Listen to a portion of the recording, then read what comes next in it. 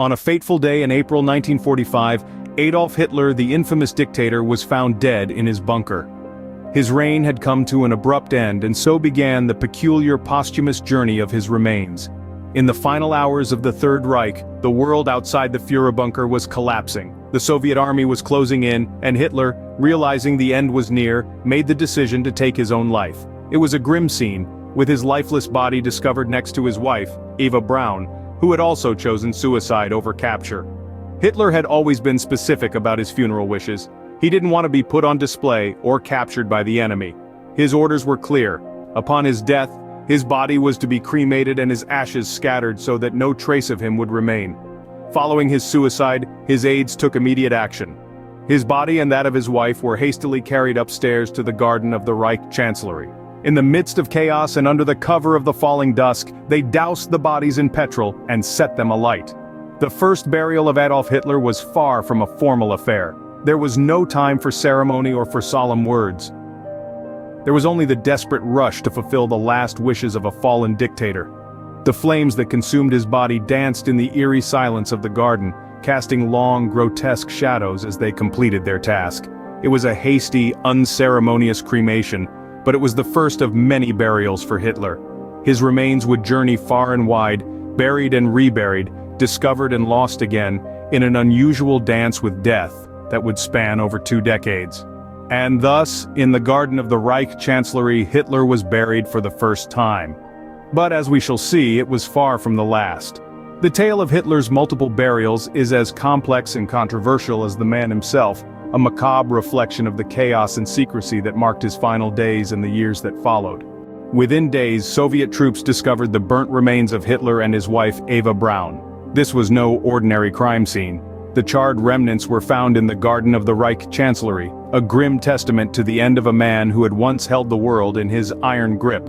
The Soviets, led by their curiosity and the gravity of their discovery, took immediate action. The remains, as unrecognizable as they were exhumed delicately, with an understanding of the historical significance they held. It was a grim task, but one that needed to be done. The remains, now in Soviet possession, were transported to the sleepy town of Berlin-Buch. The town, previously known for its rich literary history, was about to be thrown into the limelight for a very different reason.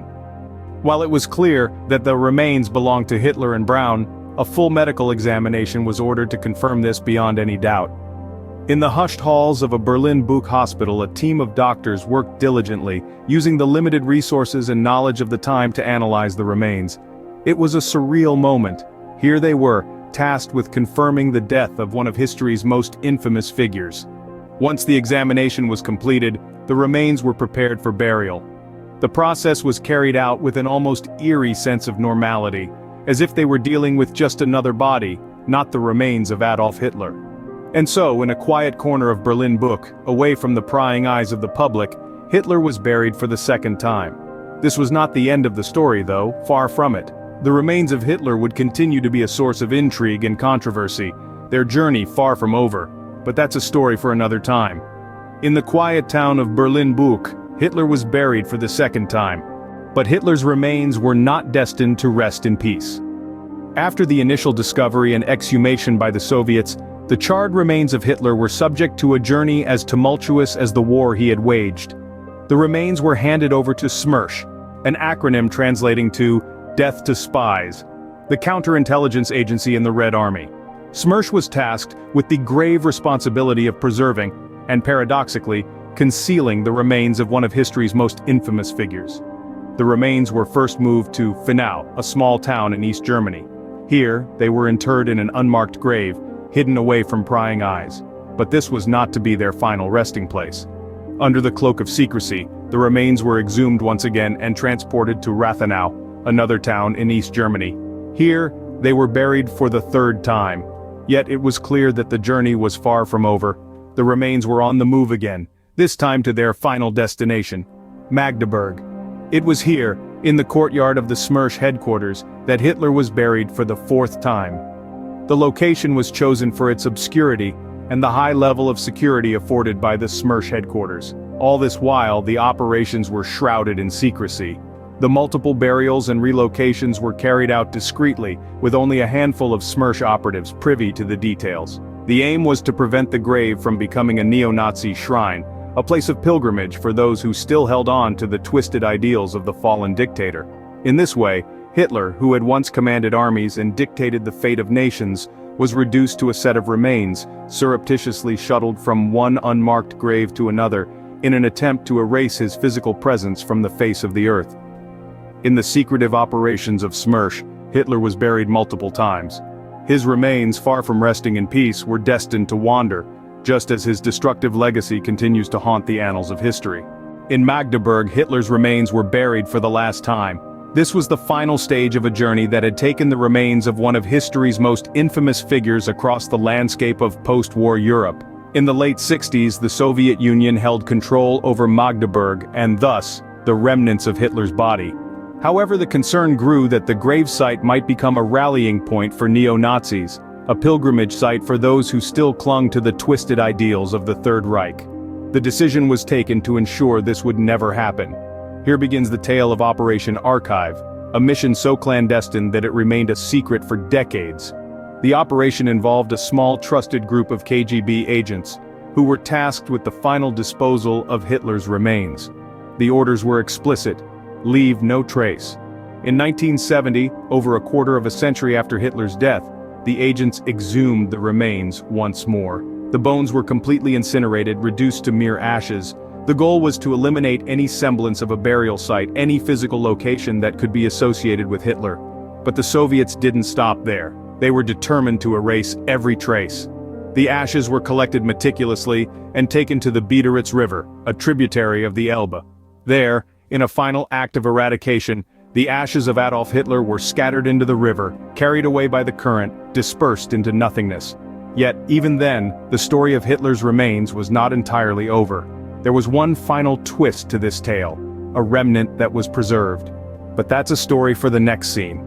The journey of Hitler's remains, from the bunker in Berlin to the Biederitz River, is a narrative that's as unusual as it is eerie. It's a story that reflects the complex legacy left by Hitler's reign, a legacy that the world continues to grapple with even today. In a final act of destruction, Hitler's remains were turned to ashes and scattered in the wind. This was the end of a macabre journey, a journey that witnessed the final erasure of Adolf Hitler's physical presence on this earth. Yet, some pieces of Hitler's remains were preserved for historical research. In the midst of all the secrecy and relocations, the Russian Federal Security Service maintained a grip on a few key elements. These fragments, namely Hitler's jaw and skull, were preserved and stored away in the archives, a decision that would later prove invaluable for historical research and identification. For years, these remains were shrouded in mystery, their existence known to only a few within the highest echelons of Russian intelligence. However, their importance transcends the sphere of mere historical curiosity. In the realm of forensic science, these fragments became pivotal. They provided the necessary physical evidence to confirm beyond any reasonable doubt that the man who orchestrated one of the darkest periods in human history indeed met his end in that bunker in Berlin. The role of these fragments in historical research cannot be understated. This tangible evidence helped answer lingering questions and dispel proliferating conspiracy theories. It allowed historians to conclude a chapter of history that was left unfinished, a story that was left untold. Moreover, these fragments played a crucial role in the identification of Hitler. The dental bridge found in the jaw fragment matched the dental records of Hitler's personal dentist, providing a unique identifier. This confirmation was a significant step in concluding the investigation into Hitler's fate. In preserving these fragments, history was given the chance to learn, to understand, and to remember. It allowed for a comprehensive understanding of the past, to ensure that the lessons learned are not forgotten. In a twist of fate, these fragments serve as a chilling reminder of a dark chapter in human history. They stand as a testament to the atrocities committed during the Second World War, a tangible reminder of a man who once held the world in the grip of fear. They remind us of the importance of remembering history, not just to honor the past, but to learn from it, and in doing so, shape a better future. Thank you for watching this video. We invite you to subscribe to our channel and join us in our journey to uncover the lessons from the past and shape a better future together.